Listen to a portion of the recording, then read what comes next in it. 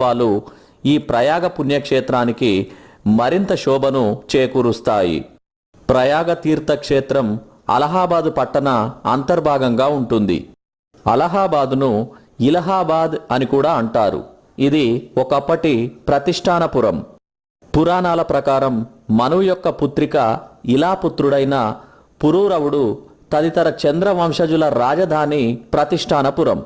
అందుచేత చంద్రవంశజుల కాలంలో ప్రయాగ సహిత ప్రతిష్టానపురాన్ని ఇలా పేరున ఇలావర్తము అని పిలిచేవారు. కాలాంతరంలో ఇది ఇలావాసము అయ్యింది.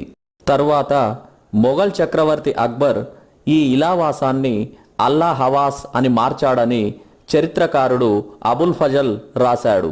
క్రమేపీ ఆ పదం అలహాబాదు, ఇలహాబాదులుగా మారిపోయి పిలువబడుతుంది. దేశంలోని ప్రధాన నదులైన గంగా, యమునలు